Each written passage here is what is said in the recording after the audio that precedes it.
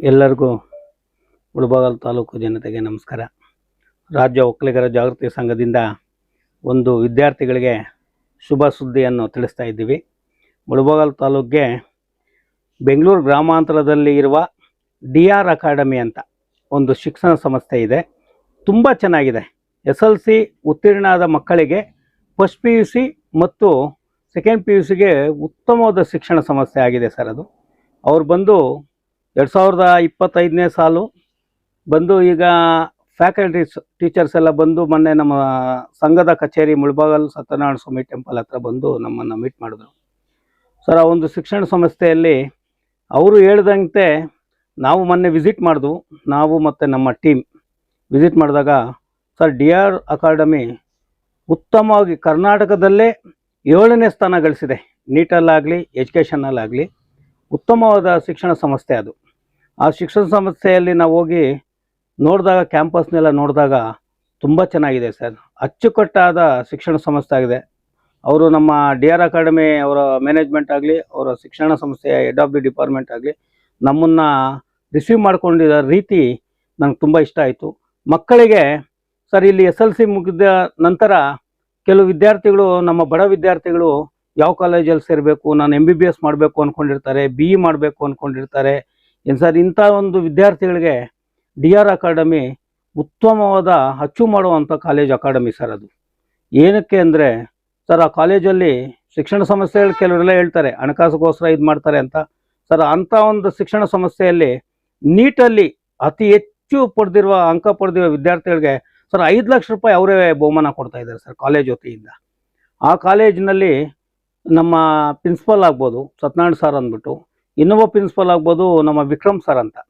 ಅವರು ಮಾತಾಡೋ ರೀತಿ ಮತ್ತು ಅದೇ ಪ್ರಿನ್ಸಿಪಲ್ ವೈಸ್ ಪ್ರಿನ್ಸಿಪಲ್ ಆದಂಥ ತ್ರಿಶೂಲ್ ಸರ್ ಅಂತ ಸರ್, ಅವ್ರು ಮಾತಾಡೋ ರೀತಿ, ಅವ್ರು ಕೊಡೋ ಮಕ್ಕಳಿಗೆ ಉತ್ತೇಜನ ಕೊಡೋ ರೀತಿ, ಅವ್ರು MBBS ಅಲ್ಲಿ ಸುಮಾರು ಬಹಳ ಹೇಳಿದ್ರು ನಮಗೆ. ನಾವು ಒಂಚೂರು ನಾವು ಏನಪ್ಪ ಇದ್ದೆಲ್ಲ ಹೇಳ್ತಾರೆ ನಿಜಾನ ಅಂದ್ಕೊಂಡು ಸರ್. 2016-17ನೇ ಸಾಲಿನಲ್ಲಿ ಕಾಲೇಜಲ್ಲಿ ಪ್ರಾರಂಭ ಆಯಿತು DR ಅಕಾಡೆಮಿ ಹೊಸಕೋಟೆಯಲ್ಲಿ. ಅವರೆಲ್ಲ ನಮಗೆ ಕ್ಯಾಟ್ಲಾಗ್ ಎಲ್ಲ ಅವ್ರ ಕಾಲೇಜ್ದೆಲ್ಲ ಟೋಟಲ್ ಮಾಹಿತಿ ಅದು ಮುಂದೆ ಇಕ್ಕಿದ್ರು ಸರ್. 2016-17ನೇ ಸಾಲಿನಿಂದ ಮೊನ್ನೆ 2005 ಮೊನ್ನೆವರೆಗೂ 2024ರ ಸಾಲವರೆಗೂ ಸರ್ 5,000 ಮೇಲ್ಪಟ್ಟ MBBS ಸೀಟುಗಳನ್ನು ವಿದ್ಯಾರ್ಥಿಗಳು ಉಚಿತವಾಗಿ ಪಡ್ಕೊಂಡಿದ್ದಾರೆ ಸರ್. ಆ ಕಾಲೇಜಲ್ಲಿ ತುಂಬ ಚೆನ್ನಾಗಿದೆ ಕ್ಯಾಂಪಸ್ಸು. MBBS ಅಲ್ಲಿ ಉತ್ತಮವಾದ ಶಿಕ್ಷಣ, ಅಲ್ಲಿ ಫ್ಯಾಕಲ್ಟೀಸ್ ಅಂತೂ ತುಂಬ ಚೆನ್ನಾಗಿದೆ ಸರ್, ವ್ಯವಸ್ಥೆ ಅಂತೂ ತುಂಬ ಚೆನ್ನಾಗಿದೆ. ಮತ್ತು BE ಅಷ್ಟೇ ಸುಮಾರು ಜನ ಸರ್ ಆ ಕಾಲೇಜಿಂದ ಉತ್ತೀರ್ಣ ಆಗಿರೋದು ತುಂಬ ಚೆನ್ನಾಗಿದೆ.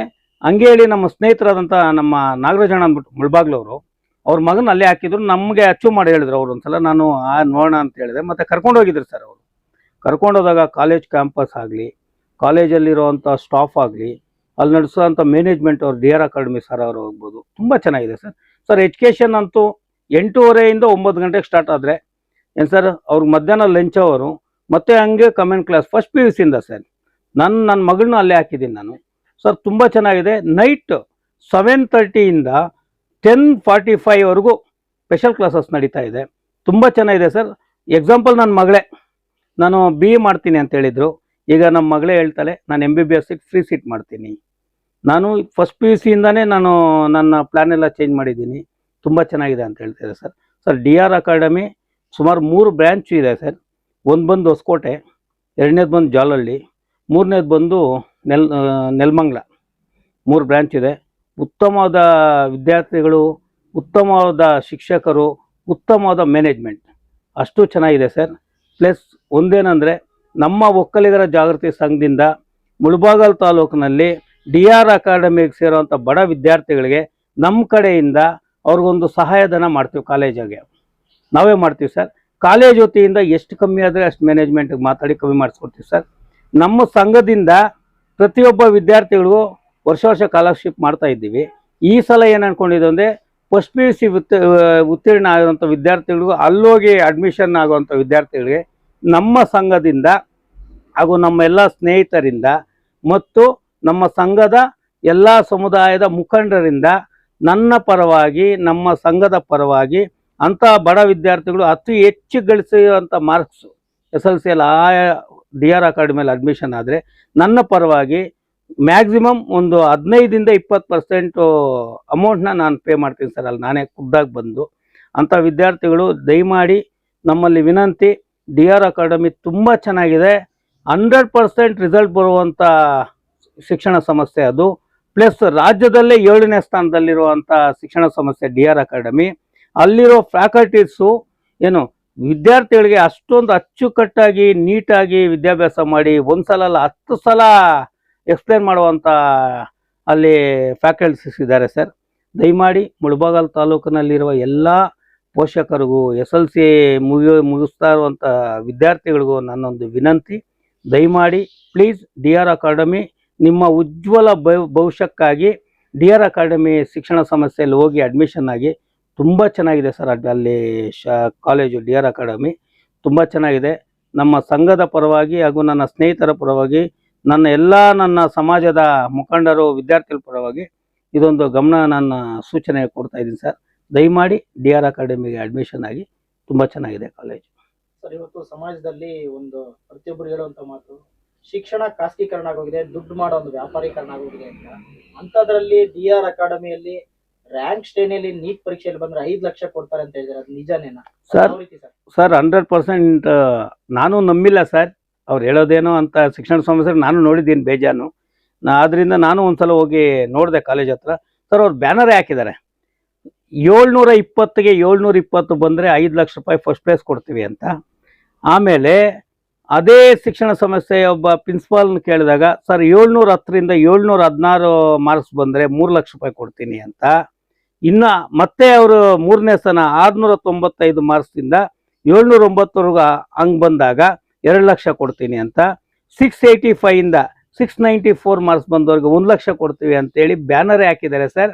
ಅದೇ ನಮ್ಮ ಹೊಸಕೋಟೆ MLA ಸಾಹೇಬ್ರ ಕಡೆ ಅಲ್ಲೋಗಿ ಅವ್ರನ್ನ ಕರೆಸಿ ಅವ್ರ ಮುಂದೆನೇ ಚೆಕ್ ವಿತರಣೆ ಮಾಡಿದ್ದಾರೆ, ಫೋಟೋಸ್ ಎಲ್ಲ ತೋರಿಸೋದು ನಮಗೆ. ಆಗ ನಾನು ಅಂದ್ಕೊಂಡೆ ಶಿಕ್ಷಣ ಸಂಸ್ಥೆ ಇವರು ಹಣಕ್ಕಾಗಿ ಅಲ್ಲ ವಿದ್ಯಾಭ್ಯಾಸಕ್ಕಾಗಿ ಅಂತ ನಾನು ಅಲ್ಲಿ ಅಚೀವ್ ಮಾಡಿದೆ ಸರ್. ಆ ಕಾಲೇಜ್ ತುಂಬ ಚೆನ್ನಾಗಿದೆ, ನಮ್ಮ ಸ್ನೇಹಿತರದ್ದು. ಆದ್ರೇನು ನಮ್ಮ ಸ್ನೇಹಿತರಾಗಿದ್ದು ನನಗೆ ಹೆಂಗೆ ಅಂದರೆ, ನಮ್ಮ ಇಲ್ಲಿ ಮಿಲ್ಲಿಕ್ಕೊಂಡಿದ್ದಾರೆ ನಮ್ಮ ನಾಗರಾಜಣ್ಣ ಅಂದ್ಬಿಟ್ಟು, ನಮ್ಮ ಸ್ನೇಹಿತರು ನನ್ನ ಪಕ್ಕದಲ್ಲೇ ಇದ್ದಾರೆ. ಅವ್ರ ಮಗನ ಅಲ್ಲಿ ಸೇರಿಸಿದ್ರು. ಆ ಕಾರಣದಿಂದ ಅವ್ರು ನನಗೆ ಉಚ್ಚೇದನೆ ಮಾಡಿ, ಅಲ್ಲಿ ನಿಮ್ಮ ಮಗನ ಅಲ್ಲೇ ಆಗಬೇಕು ನಿಮ್ಮ ಮಗಳನ್ನ ಅಂತ ಹೇಳಿದ್ದಕ್ಕೆ ಅದೇ ಕಾಲೇಜಲ್ಲಿ ಹೋಗಿ ಮಾತಾಡಿ ಎಲ್ಲ ನಡೆದಾಗ 100% ಅದು ಸತ್ಯ ನಮ್ಮ ಮುಂದೆ ನಡೆದಿರೋದು. ಪ್ರತಿಭಾವಂತ ವಿದ್ಯಾರ್ಥಿಗಳಿಗೆ ಉತ್ತಮವಾದ ಶಿಕ್ಷಣ ಸಂಸ್ಥೆ ಅಂತಂದ್ರೆ DR ಅಕಾಡೆಮಿ ಅಂತ ಹೇಳ್ತಿದ್ದೀರಾ. ಆ ಒಂದು ಶಿಕ್ಷಣ ಸಂಸ್ಥೆಯಲ್ಲಿ ಯಾವೆಲ್ಲ ಸೌಲಭ್ಯಗಳಿದೆ ಸರ್ ಮಕ್ಕಳಿಗೆ? ಸರ್ ಮಕ್ಕಳಿಗೆ ಹಾಸ್ಟೆಲ್ ವ್ಯವಸ್ಥೆ ತುಂಬ ಚೆನ್ನಾಗಿದೆ ಸರ್, ಮತ್ತು ಅಲ್ಲೇ ಊಟದ ವ್ಯವಸ್ಥೆ, ಮೈನ್ ಊಟ. ಹಾಸ್ಟೆಲ್ಸ್ ಕೆಲವರು ವಿದ್ಯಾರ್ಥಿಗಳು ಹೇಳ್ತಾರೆ ಊಟ ಚೆನ್ನಾಗಿಲ್ಲ ಅದು ಅಂತ. ಊಟ 100% ತುಂಬ ಚೆನ್ನಾಗಿದೆ ಸರ್. ಪ್ಲಸ್ ಮಕ್ಕಳಿಗೆ ಸರ್, ಗಂಡು ಮಕ್ಕಳಿಗೆ ಸಪ್ರೇಟ್ ಹಾಸ್ಟೆಲ್ ಇದೆ ಸರ್. ಯಾವುದೇ ಒಂದು ವಿದ್ಯಾರ್ಥಿಗಳ ಹತ್ರನೂ ಮೊಬೈಲ್ ಇರಲ್ಲ ಅಲ್ಲಿ.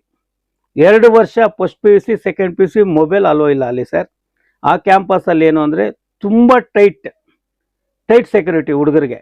ಮತ್ತು ಹುಡುಗಿರಿಗೆ ಸರ್ 100% ಕೆಳಗಡೆ ಗೇಟ್ ಆಗಿಬಿಟ್ರೆ ಫಸ್ಟ್ ಫ್ಲೋರ್ ಇನ್ ಕಾಲೇಜ್, ಸೆಕೆಂಡ್ ಫ್ಲೋರ್ ಇನ್ ಹಾಸ್ಟೆಲ್. ಅಂಥ ಒಂದು ಶಿಕ್ಷಣ ಸಂಸ್ಥೆ ತುಂಬ ಚೆನ್ನಾಗಿದೆ ಸರ್. ಹೆಣ್ಮಕ್ಳಿಗೂ ಅಷ್ಟೇ ಗಂಡು ಮಕ್ಳಿಗೂ ಅಷ್ಟೇ ತುಂಬ ಚೆನ್ನಾಗಿದೆ ಸರ್ ಹಾಸ್ಟೆಲ್. ಬೆಂಗಳೂರಿಗೆ ಹೊಂದಿಕೊಂಡಿರೋದ್ರಿಂದ ಕೋಲಾರ ಜಿಲ್ಲೆ ವಿದ್ಯಾರ್ಥಿಗಳು ಪ್ರತಿದಿನ ಸಂಚಾರ ಮಾಡಿ ಬೇಕಾದ್ರೆ ಹೋಗಿ ಬರೋರಿಗೆ ಏನಾದರೂ ಬಸ್ ಫೆಸಿಲಿಟಿ ಏನಾದ್ರು ಇದೆಯಾ ಸರ್? ಬಸ್ ಫೆಸಿಲಿಟಿ ಮುಳಬಾಗ್ಲಲ್ಲಿ ಒಂದು ವಿದ್ಯಾರ್ಥಿಗಳು ತುಂಬ ವಿದ್ಯಾರ್ಥಿಗಳಾದರೆ ಅವ್ರು ಬಸ್ ವ್ಯವಸ್ಥೆ ಮಾಡ್ತಾರೆ ಸರ್. ಸರ್ ಏನು ಸರ್, ಈಗ ಮುಳಬಾಗಲು ಬೆಂಗಳೂರು ಗ್ರಾಮಾಂತರ ನಮಗೆ 5-5 ನಿಮಿಷಕ್ಕೂ ಬಸ್ಸಸ್ ಇದೆ ಸರ್. ಆದ ಕಾರಣದಿಂದ ಅಲ್ಲೇ ನನಗೆ ಗೊತ್ತಿದ್ದಂಗೆ ಹುಡುಗರು ಅಲ್ಲೇ ಹಾಸ್ಟೆಲಲ್ಲಿ ಇದ್ದು ಅಚೀವ್ ಮಾಡಿದ್ರೆ ಅವ್ರು ಗೋಲ್ ಹೊಡಿಬೋದು ಸರ್. ಯಾಕೆಂದರೆ ಅವರು ಪ್ರತಿಯೊಬ್ಬ ತಂದೆ ತಾಯಿಗೂ ಮಗ ಡಾಕ್ಟರ್ ಆಗಬೇಕು, ಇನ್ನು ಕೆಲವರು ಮಗ ಇಂಜಿನಿಯರಿಂಗ್ ಆಗಬೇಕು ಅಂತ ಒಂದು ಆಸೆ ಇರುತ್ತೆ ಸರ್. 100% ಬೆಂಗಳೂರು ನಮಗೇನು ಸರ್ 5-5 ನಿಮಿಷಕ್ಕೂ ಇದೆ, ಜಸ್ಟ್ ಒಂದು 40 ಮಿನಿಟ್ಸ್ ನಮಗೆ ಅಲ್ಲಿಂದ ಜರ್ನಿ, ಇಲ್ಲಿಂದ ಹೊಸಕೋಟೆ. ಇಷ್ಟೆಲ್ಲ ಸೌಲಭ್ಯಗಳನ್ನು ಕೊಡ್ತಾರೆ ಶಿಕ್ಷಣ ಸಂಸ್ಥೆ, ರಾಜ್ಯದಲ್ಲಿ ಏನೆಲ್ಲ ಸಾಧನೆಗಳು ಮಾಡಿದೆ ಸರ್? ಸರ್ DR ಅಕಾಡೆಮಿ ಅವರ ಸಾಧನೆಗಳಂದರೆ ತುಂಬ ಇದೆ ಸರ್. ನಾವೇ ಹೇಳಿದ್ರೆ ಇದಾಗುತ್ತೆ, ತುಂಬ ಚೆನ್ನಾಗಿದೆ ಸಾಧನೆ ಸರ್. ಸುಮಾರು 5,000ದಿಂದ 5,500 ವಿದ್ಯಾರ್ಥಿಗಳು MBBS ಸೀಟು ಅಚೀವ್ ಮಾಡಿದ್ದಾರೆ sir. 5,500 MBBS seats. BE seats ಅಂತೂ ಫ್ರೀಯಾಗಿ ಹೇಳಂಗಿಲ್ಲ ಸರ್. ಪ್ರತಿಯೊಬ್ಬ ವಿದ್ಯಾರ್ಥಿನೂ ತನ್ನದೇ ಆದಂಥ ಒಂದು ಗೋಲ್ ಇಟ್ಕೊಂಡು MBBS ಸೀಟ್ ಅಚೀವ್ ಮಾಡಿದ್ದಾರೆ. 5,500 ಮೇಲ್ಪಟ್ಟ ವಿದ್ಯಾರ್ಥಿಗಳು MBBS ಸೀಟು ಅಚೀವ್ ಮಾಡಿದ್ದಾರೆ ಸರ್. ಈಗಾಗಲೇ ಎಷ್ಟು ವರ್ಷಗಳ ಅನುಭವ ಇದೆ ಸರ್ ಶಿಕ್ಷಣ ಸಂಸ್ಥೆಗೆ? ಸರ್ ಹೊಸಕೋಟೆಯಲ್ಲಿ ಬಂದು 7ರಿಂದ 8 ವರ್ಷ ಆಯಿತು ಅಲ್ಲಿ ಅಕಾಡೆಮಿ ಪ್ರಾರಂಭವಾಗಿ, DR ಅಕಾಡೆಮಿ.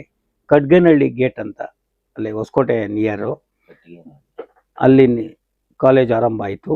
ಅಲ್ಲಿ ಶಿಕ್ಷಕರು, ಟೀಚರ್ಸ್, ಫ್ಯಾಕಲ್ಟೀಸ್ ಅವ್ರು ಹೆಂಗಿದ್ದಾರೆ ಅಂದರೆ ಕರ್ನಾಟಕದಲ್ಲೇ ಮೆಡಲ್ ಮಾಡಿರೋವಂಥ ಅಚೀವ್ ಮಾಡಿದ್ದಾರೆ ಆ ಅಕಾಡೆಮಿಯವರು ಟೀಚರ್ಸ್ನ. ಅಷ್ಟು ಚೆನ್ನಾಗಿದೆ ಅವ್ರ ಸಾಧನೆಗಳಂದರೆ ಸರ್. ನೀಟ್ ಆಗ್ಬೋದು, ಮತ್ತು JEE ಆಗ್ಬೋದು, CET ಆಗ್ಬೋದು. CETಯಲ್ಲಿ 2004 2005ನೇ ಸಾಲ 33ನೇ ರ್ಯಾಂಕು ಏನು CETಯಲ್ಲಿ.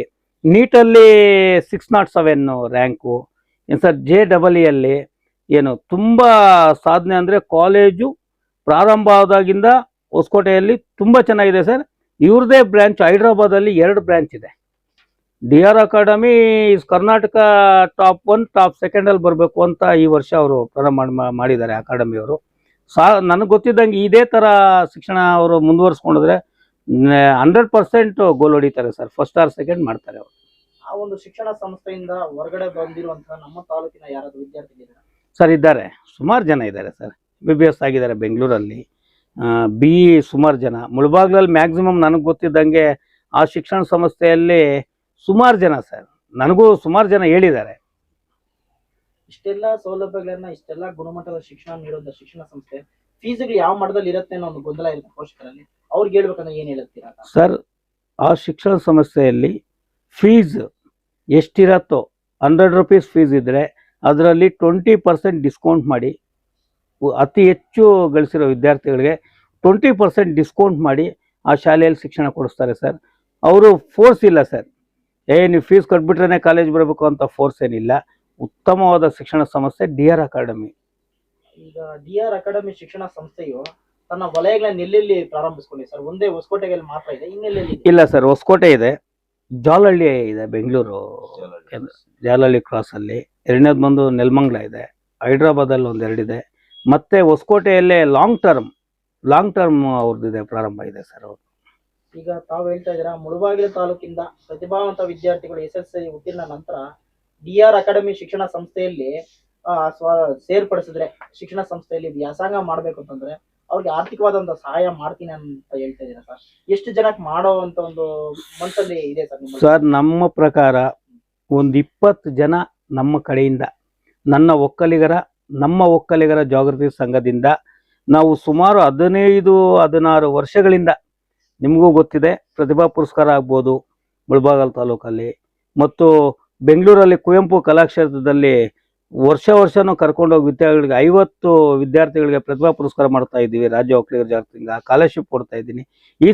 ಈ ವರ್ಷದಿಂದ ಸ್ಕಾಲರ್ಶಿಪ್ಪನ್ನು ನಿಲ್ಲಿಸಿ ಈ ಸಲ ಏನು ಅಂದ್ಕೊಂಡಿದ್ದೀವಿ ಅಂದರೆ, ನಮ್ಮ DR ಅಕಾಡೆಮಿಯಲ್ಲಿ ಸೇರುವಂಥ ವಿದ್ಯಾರ್ಥಿಗಳಿಗೆ, ಬಡ ವಿದ್ಯಾರ್ಥಿಗಳಿಗೆ, ಅತಿ ಹೆಚ್ಚು ಅಂಕ ಗಳಿಸಿರುವಂಥ ವಿದ್ಯಾರ್ಥಿಗಳಲ್ಲಿ ಅಡ್ಮಿಷನ್ ಆದರೆ ನಮ್ಮ ಸಂಘದ ಪರವಾಗಿ ಮತ್ತು ನಮ್ಮ ಎಲ್ಲ ಸಮಾಜದ ಮುಖಂಡರ ಪರವಾಗಿ, ನಮ್ಮದೇ ಸಮುದಾಯ ಬೇರೆ ಸಮುದಾಯದ ಮುಖಂಡರ ಪರವಾಗಿ ಅವ್ರಿಗೊಂದು ಹಣಕಾಸು ಅಷ್ಟು ಒಂದು 15% ಅಮೌಂಟ್ ಹೇಳೋದು ಬೇಡ, 15% ಅಷ್ಟು ನಮ್ಮ ಕಡೆಯಿಂದ ವಿದ್ಯಾರ್ಥಿಗಳಿಗೆ ವ್ಯವಸ್ಥೆ ಇರುತ್ತೆ ಸರ್. ಕಾಲೇಜ್ ಪರವಾಗಿ ಇರುತ್ತೆ, ಇದು ನನ್ನ ಪರವಾಗಿ ಸರ್. ಒಟ್ಟಾರೆಯಾಗಿ ನಮ್ಮ ಕೋಲಾರ ಜಿಲ್ಲೆ ಮುಳಬಾಗಿಲು ತಾಲೂಕಿನಂತಹ ಗ್ರಾಮಾಂತರ ಪ್ರದೇಶದಲ್ಲಿರುವಂತಹ ವಿದ್ಯಾರ್ಥಿಗಳ ಒಂದು ಉಜ್ವಲವಾದ ಒಂದು ಭವಿಷ್ಯಕ್ಕಾಗಿ DR ಅಕಾಡೆಮಿ ಬಗ್ಗೆ ತಾವು ಇಷ್ಟು ವಿಸ್ತೀರ್ಣವಾಗಿ ಹೇಳ್ಕೊಂಡ್ ಬರ್ತಿದ್ದೀರಾ. ವಿಶೇಷವಾಗಿ ಇನ್ನೇನು ಮುಂದಿನ ದಿನಗಳಲ್ಲಿ SSLC ಪರೀಕ್ಷೆ ಬರ್ತಾ ಇದೆ. ಉತ್ತಮ ಶ್ರೇಣಿಯಲ್ಲಿ ಪಾಸ್ ಆದಂತಹ ವಿದ್ಯಾರ್ಥಿಗಳು ತಮ್ಮ ಒಂದು ಉಜ್ವಲ ಭವಿಷ್ಯವನ್ನ ರೂಪಿಸಿಕೊಳ್ಳೋದಕ್ಕೆ ಸೇರ್ಬೇಕಂದ್ರೆ ಮೊದಲನೇ ಆಪ್ಷನ್ ಅಲ್ಲಿ ತಾವು ಹೇಳ್ತಿದ್ದಾರೆ DR ಅಕಾಡೆಮಿ. ಹೌದು ಸರ್. ಜೊತೆಗೆ ಸಹಾಯವನ್ನು ನೀಡ್ತೀವಿ ಅಂತ ಹೇಳ್ತಾ ಇದ್ದೀರಾ. ಇಷ್ಟೆಲ್ಲ ಸೇವಾ ಮನೋಭಾವನ ಹೊಂದಿರುವಂತಹ ತಾವುಗಳು ತಾಲೂಕಿನ ಜನತೆಗೆ ಮತ್ತಷ್ಟು ಏನಾದ್ರು ವಿಶೇಷ ಸಂದೇಶ ಕೊಡೋದು ಏನು ಸರ್? ವಿಶೇಷ ಸಂದೇಶ ಅಂತ ಈ ಟೈಮಲ್ಲಿ ಹೇಳೋದೇನು ಬೇಡ. ಒಂದೇನಂದರೆ, ಮಕ್ಕಳು ಈಗ ಮೊಬೈಲ್ ಜಾಸ್ತಿ, ನಾನು ಹೇಳ್ಬಿಡ್ತೀನಿ ಸರ್, ನೇರವಾಗಿ ನೀವು ಕೇಳ್ತಾ ಇದ್ದೀರಾ ಸರ್. ಮಕ್ಕಳೀಗ ಮೊಬೈಲ್ಗೆ ಅಡಿಕ್ಟ್ ಆಗಿಬಿಟ್ಟಿದ್ದಾರೆ. ಮನೆಯಲ್ಲಿ ಕೂತಾಗ ಮೊದಲು ಫೀಲ್ಡಲ್ಲಿ ಬಿಡ್ತಾ ಇದ್ವಿ ಸರ್, ಮಕ್ಕಳು ಫೀಲ್ಡಲ್ಲಿ ಹೋಗಿ ಆಡಿ ಹಂಗೆ ಅಂತ.